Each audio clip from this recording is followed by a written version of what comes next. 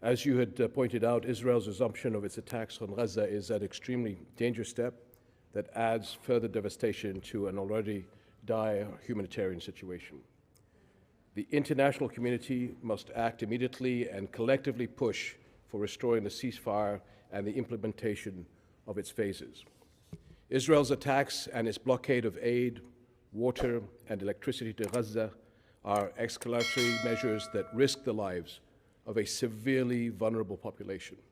The ceasefire must be restored and the flow of aid must resume immediately.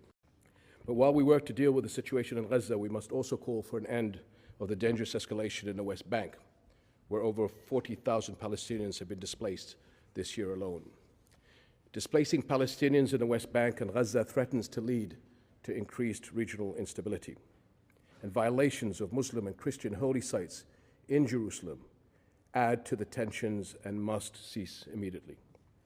If the attacks on Palestinian people and property and violations of international law are allowed to continue, they will undermine peace progress and prospects.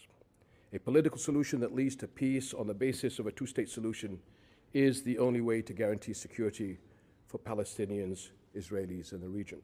The resumption of Israeli strikes yesterday, in spite of the efforts of mediators, is a tragic step backwards. Tragic for the people of Gaza, plunged into the terror of the bombing once more, tragic for the hostages and for their families living in the nightmare of uncertainty and a wait for their release, which we want more than anything. Tragic for the whole region, which is trying to get over a year of war and upheaval. Hostilities must stop immediately and negotiations must resume in good faith under the auspices of the United States, responsible for the first ceasefire. We are calling for a permanent end to the hostilities and the release of all hostages. An inhumane hostage policy has never brought about a military or a political victory. Hamas has been beaten, having contributed to the most serious disaster to happen to the Palestinians since 1948. They are without the sponsor that pushed them to the crimes of October 7th. The acts of resistance is an illusion now.